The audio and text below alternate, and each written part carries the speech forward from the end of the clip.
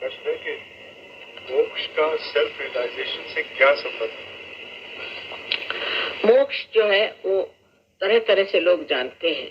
Self realisation जो है ये मोक्ष ही है। सारे संसार की जो विपदा है, तकलीफ है, वो इसलिए है क्योंकि हम अंधकार में, अज्ञान में है। जब वो अज्ञान छूट जाता है तब हम मोक्ष में आ गए। लेकिन सेल्फ रियलाइजेशन आने के बाद भी मनुष्य को स्थिर होना चाहिए। प्रथम तो वो निर्विचार होता है, जिसे कहेंगे निर्विचार समाधि। क्षण में हो सकता है, तत्क्षण होता है। तत्क्षण रामदास स्वामी से पूछा गया कि कितनी देर लगती है कुंडलिनी के जागरण को, तो उन्होंने कहा तत्क्षण, पर उसका लेने वाला और करने वाला होना चाहिए। ये दो चीजें। अब दूसरी बात है कि जब आप कोई लोग ऐसे भी हैं कि उसी वक्त वो निर्विकल्प में भी चले जाते हैं, उनको शंका ही नहीं रह जाती, फिर निर्विकल्प समाधि आ जाती है, उसको आपको प्राप्त करना है। जब निर्विकल्प में आने के बाद फिर आगे की बात आपको सोचना चाहिए। एकदम से ही आप कहें कि हम एकदम से ही परम हो जाए तो ऐसा नहीं होता है। जितना आप बर्दाश्त कर सकते हैं उतना ही होगा, पर निर्विकल्प में आते ही आप अपने ही आप ढलने लग जाते हैं उस वक्त। जिस वक्त आपके बंधन टूट गए तभी आप मोक्ष को प्राप्त हो गए। लेकिन इस बंधन को टूटने के बाद आप कहाँ तक आप पहुंचते हैं ये आगे का रास्ता है, पर मोक्ष तो हो गया।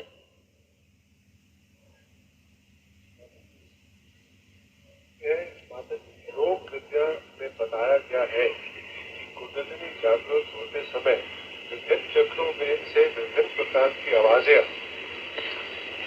ये जिसने भी बताया है योग विद्या से में, तो ये योग विद्या वालों को कुछ मालूमात नहीं। आवाज तो तब आएगी किसी भी चीज की जब उसमें रुकावट हो। अगर रुकावट ही नहीं हो तो आवाज कैसी आएगी? तो जब कुंडलिनी चढ़ती है तो उसमें विभिन्न आवाज आने की कोई सवाल ही नहीं उठता है। अगर विभिन्न उसमें आवाज आ रही है तो कोई ना कोई रुकावट है, तब आ सकती है आवाज। इसी प्रकार किसी किसी में गर्मी आ जाती है, किसी किसी की कुंडलिनी बार बार नीचे गिरती है, पर ऐसी कोई विपत्ति की चीज नहीं आती।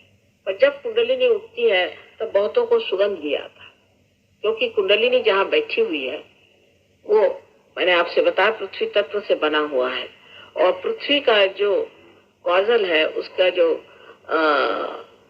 तत्व है वो सुगंध है, इसलिए सुगंध आती है जब कुंडली उठती बहुतों को, और ऐसे भी सुगंध आती है बहुतों को जब वो पार हो जाते हैं।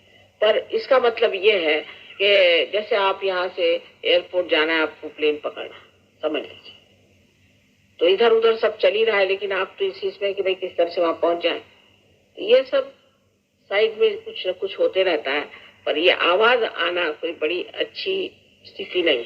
इसका मतलब है कि चक्रों में कुछ रुकावट।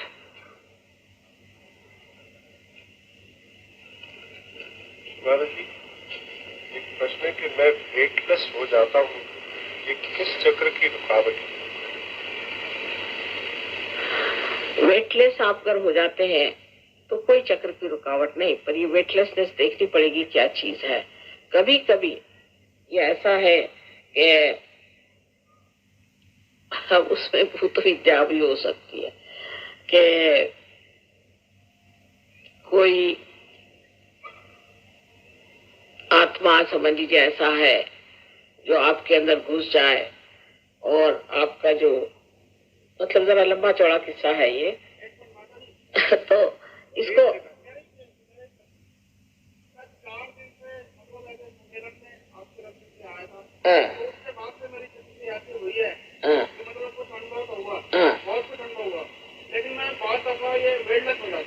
वो फिर बहुत अच्छी बात। वही मैंने कहा दो नहीं दशे होते। नहीं तो वो तो अच्छी बात है कि वेटलेसनेस आ जाए। हाँ क्या कह रहे? अच्छा, that has to be cleared out, है ना? If you feel it is a good idea because you know about it, it can be cleared out, no problem. मुसीबत में क्या करना चाहिए? अब भाई ये तो बड़े वीक टर्म है। मुसीबत माने कौन सी मुसीबत? हो सकता है आप ही किसी के लिए मुसीबत हो।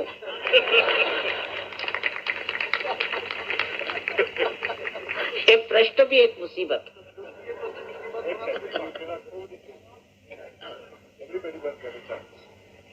नाद क्या है? हाँ?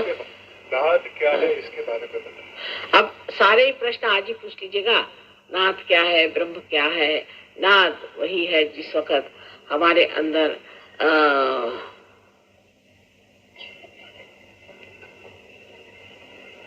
चैतन्य बहता है, तब उसकी एक बड़ी सुंदर सी धारा बहती है, पर उसका आवाज आपको सुनाई नहीं देती, उसका भी एक नाद है। इसी तरह जब अति सूक्ष्म आप हो जाते हैं तो आपको सुनाई दे सकता है।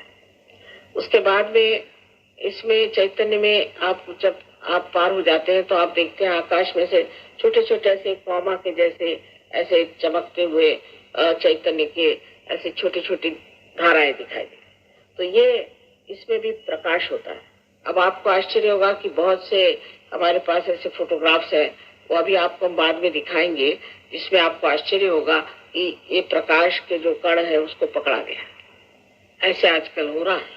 बहुत से फोटोग्राफ इतने चमत्कार पूर्ण है, पर वो अभी नहीं मैं बताऊंगी, क्योंकि सब सत्य मनुष्य नहीं झेल सकता, धीरे धीरे झेल सकता है। बाकी सब प्रश्न बड़े पर्सनल है, अगर वो सेंटर पे आए।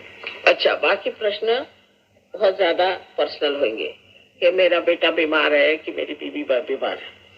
इन सब लोगों के लिए विनती है कि आप लोग सब सेंटर पे आए और आपको जैसा बताया जाए वैसा आप करें। और आपको मैं कहती हूँ कि दावे के साथ फायदा होगा, लेकिन उसको आप ठीक से करें। पर सबसे जो बात है कि जो लोग बीमारी के लिए आते हैं, बीमारी ठीक होते ही बेकार हो जाते हैं। अब ये सोचना है कि जिस लाइट से प्रकाश मिलने ही नहीं वाला, ऐसे लाइट को आप ठीक करेंगे? सो कॉमन सेंस तो भगवान के पास भी है कि वो ऐसे लाइट को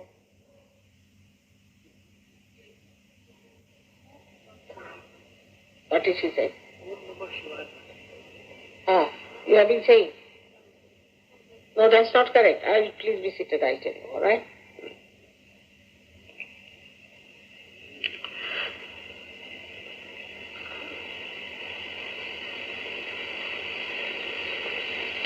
उन्होंने सवाल पूछा कि ओम नमः शिवाय बोलते हैं, ये ठीक नहीं, आपको अधिकार नहीं है अभी इस चीज का, और उससे आपको तकलीफ ही हो जाएगी।